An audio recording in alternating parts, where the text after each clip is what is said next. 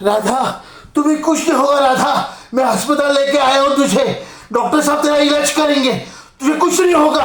तू रुका रहना। डॉक्टर साहब इसका इलाज कीजिए। मेरी बेटी राधा है ये। मैं बहुत गरीब हूँ, मैं आपके पाँव पड़ दूँ उसके। ये मेरी बेटी पूरी आग से जल चुकी है, तड़प रही है, जिंदगी और मौत से जूझ रही है। इसका इलाज शुरू कीजिए प्लीज। डॉक्टर साहब प्लीज, मैं आपके हाथ जोड़ता हूँ, आपके पैर पड़ता हूँ, लेकिन इसका जल्दी से इलाज शुरू कीजिए, नहीं तो मेरी बेटी मर जाएगी। डॉक्टर साहब मेरी बेटी मर जाएगी। राधा कैसे हुआ?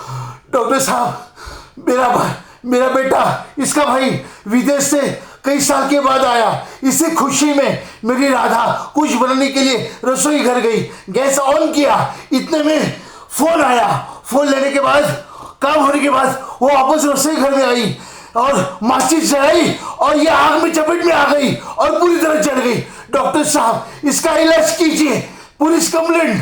डॉक्टर साहब ये क्या कह रहे हैं? डॉक्टर साहब मैं इस वक्त पुलिस स्टेशन जाऊंगा।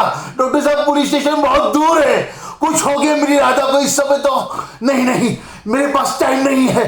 डॉक्टर साहब पहले इसका इलाज कीजिए, पहले इसका इलाज कीजिए। डॉक्टर साहब नहीं करेंगे। डॉक्टर साहब ये नाइंसाफी है मुझसे। ये मेरी एक ही बच्ची है, मैं खोना नहीं चाहता इसे। डॉक्टर इसका इलाज कीजिए। डॉक्टर मेरी बात सुनिए। राधा बात करो। राधा क्या हुआ? राधा बोलो मुझसे, मैं तेरा बाप हूं। राधा बोल नहीं रही है।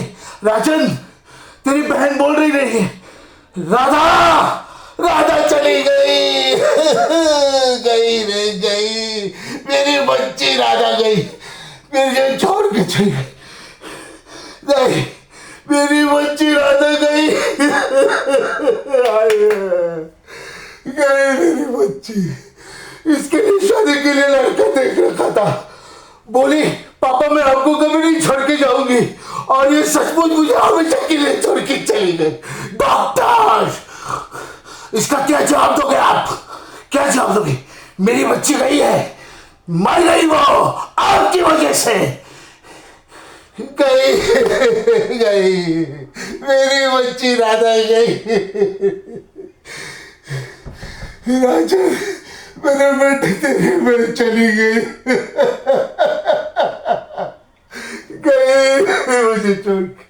मुझे छोड़ के राधा क्यों नहीं रुकी? तुम क्यों नहीं रुकी?